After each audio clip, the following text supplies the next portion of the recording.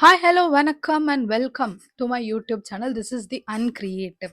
So இன்னைக்கு வந்து நான் எதை பற்றி பேசுகிறேன் அப்படின்னு கேட்டிங்கன்னா, நாட்டுக்கு மிக முக்கியமான ஒரு டாப்பிக்கா இதுவா அப்படின்னு சொல்லி நிறைய பேர் கமெண்ட் பண்ணுறேன். பிக் பாஸ் பற்றி தான் வந்து பேசலான்ட்டு இருக்கேன். எஸ், ரீசெண்டாக பிக் பாஸில் வந்துட்டு இந்த லாஸ்ட் வீக் வந்து என்ன நடந்துச்சு. I am ardent fan of Bigg Boss. ஏன்னா நான் வந்துட்டு சீசன் ஒன்ல இருந்து என்ன சொல்கிறது, இந்த ரெட் கார்பெட் ஃபைட்லேருந்து ஓவியா ஜூலியோட சண்டைகள்ல இருந்து இப்போ வரைக்கும் வந்து கண்டினியூஸாக பார்த்துட்டு இருக்கேன். எந்த ஒரு எபிசோட்ஸுமே மிஸ் பண்ண மாட்டேன், எந்த ஒரு சீசனுமே மிஸ் பண்ண மாட்டேன். ஈவன் இஃப் என் டைம் இருந்துச்சுன்னா லைவ் கூட வந்து பார்ப்பேன். ஸோ அந்த மாதிரியான ஒரு அட்ரண்டான ஃபேன். கண்டிப்பாக நான் இந்த பிக் பாஸ் பற்றி பேசலாம், வேறு யாருங்க அந்த பிக் பாஸ் பற்றி பேச முடியும். எஸ், இன்னைக்கு வந்து லாஸ்ட் வீக் பிக் பாஸ் என்ன நடந்துச்சு அப்படின்னு சொல்லிட்டு பார்ப்போம்.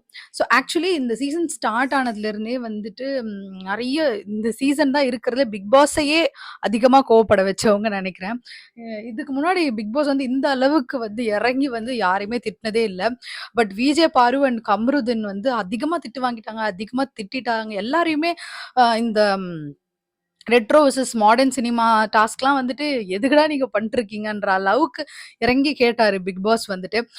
அந்த அந்த எபிசோட்ல வந்துட்டு என்னை பொறுத்த வரைக்கும் அந்த டைம்ல வந்து யாருமே ஒழுங்கா பெர்ஃபார்ம் பண்ணல. ஈவன் படையப்பா கிடைச்சது ஆதிரைக்கு வந்து சீரியஸா அவங்க சும்மா நடந்துட்டு இருந்தாங்க. நிறைய கடைசி வரைக்கும் நான் ரம்யா என்ன கேரக்டர் பண்ணாங்கன்னு கண்டுபிடிக்கவே இல்லை. So that is last week. So இந்த வீக் வந்துட்டு கோட் டாஸ்க் வந்து நடந்துச்சு. கோட் டாஸ்க்லாம் வந்துட்டு ஒரு ஒரு ஒரு என்ன சொல்ல, ஒரு மாதிரி எப்பிக்கான ஒரு டாஸ்க் வந்து பிக் பாஸோட ஹிஸ்ட்ரியில. பிகாஸ் இந்த இது சாரி லைக் பூர்ணிமா அண்ட் மாயா அவங்களோட சீசன் டைம்லலாம் வந்துட்டு பிரதீப் ஆண்டனி வெளியே போனதை வச்சு ஒரு கேஸ் போட்டிருப்பாங்க. அதுக்கப்புறமா வந்துட்டு ஐஷு அண்ட் நிக்சனை பத்தி வந்து கேஸ் போட்டிருப்பாங்க. அதெல்லாம் வந்து சில்லறைய செதற விட்ட நாட்கள்.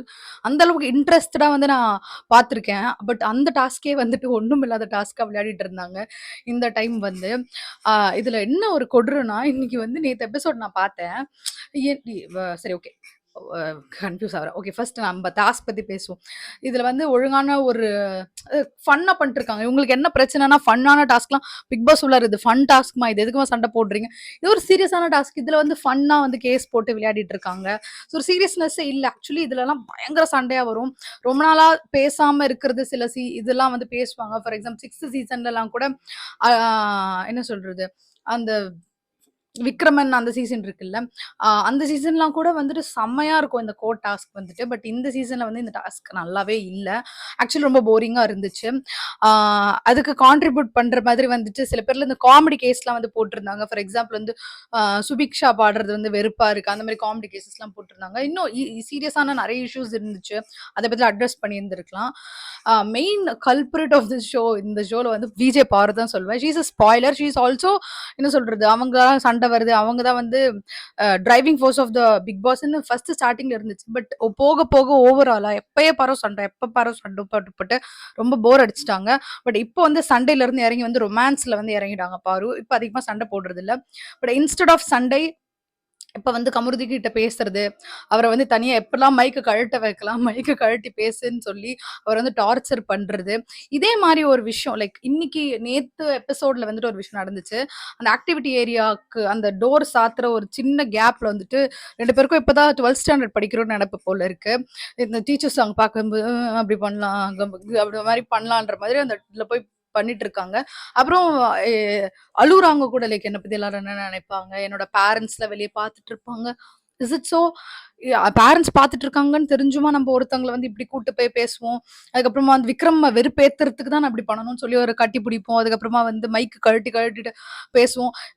ஓப்பனா அட்ரஸ் பண்ணிட்டதுக்கு அப்புறமும் அதுக்காக வந்து ஒரு பனிஷ்மெண்ட் ஒரு வீக், அது லைக் அதாவது மொத்த ஹோல் ஹவுஸ்மேட்டுமே ஒரு பனிஷ்மெண்ட் கொடுத்ததுக்கு அப்புறமும் அவங்க வந்து அது ஒரு பெருசா கண்டுக்காம திருப்பியும் அடுத்த நாள் ஜாகிங் போற மாதிரி வந்து மைக்க கழட்டி வச்சுட்டு பேசுறாங்க. அப்படி என்னமோ யாருக்கும் கேட்காத மாதிரி பேசணும்னா 2 பேரும் வாலண்டரி ரிட்டையர்மெண்ட் மாதிரி வாலண்டரா பிக் பாஸ் விட்டு வெளியே போயிட்டு வெளியே வந்து பேசலாம்ல, அவங்க என்ன பேசணும்னு நினைக்கிறாங்களோ.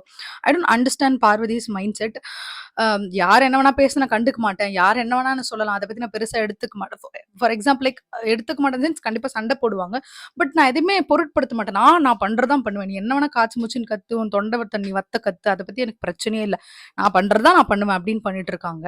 அது பிக் பாஸா இருந்தாலும் சரி, வேற எவனா இருந்தாலும் சரி, கண்டஸ்டண்டா இருந்தாலும் சரி, மக்களா இருந்தாலும் சரி, விஜய் சேதுபதியா இருந்தாலும் சரி, அத நான் கண்டுக்க மாட்டேன்னு சொல்லிட்டு.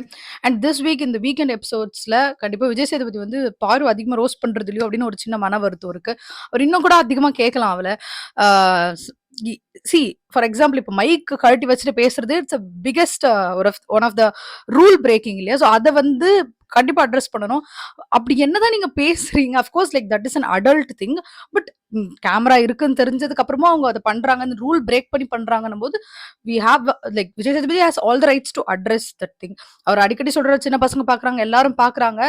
பட் இந்த விஷயங்கள் அட்ரஸ் பண்ணாத போது இது மாறாது இல்லையா? Of course that drives TRP.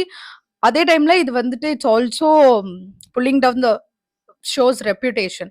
So Bigg Boss and Vijay Sethupathi should take action against பார்வதின்னு எல்லாருமே வந்து நினைக்கிறாங்க. ஆன்லைன்ல அதை பத்தி தான் பேசிட்டு இருக்காங்க. And then இந்த ரீசெண்ட் கிளிப் அந்த ஆக்டிவிட்டி ஏரியாக்குள்ள கூட்டிட்டு போயிட்டு இது பண்ற அந்த ஒரு கிளிப் வந்து ரொம்ப ஃபேமஸா போயிட்டு இருக்கு. ஸோ இதை பத்தி இன்னைக்கு பேசுவாரா மாட்டாரா? கேட்பீங்களா கேட்க மாட்டீங்களா? எங்களுக்கு நடத்தியே ஆகணும். விஜய் பார்வதியை பொழந்தே ஆகணும் அப்படின்ட்டு சுத்திட்டு இருக்கோம் ஆன்லைன் வாசிகள். ஸோ லெட்ஸ் சி இந்த வீக் வந்து எப்படி கேட்குறாரா மாட்டாரா அப்படின்றத பார்ப்போம். ஸோ இன்னொரு ஒரு சுமாரான ஒரு வீடியோவில் வந்து உங்களை வந்து சந்திக்கிறேன். அண்டில் தென் டாடா பாய். சன் மியூசிக் ஆங்கர் மாதிரி பேசுகிறேன்ல, சின்ன வயசுலேருந்து அதெல்லாம் ஆகணும்னு ட்ரை பண்ணி ரத்தத்தில் அப்படியே ஊறிடுச்சு. ஓகே, நெக்ஸ்ட் வீடியோவில் பார்க்குறேன். பாய் பாய்.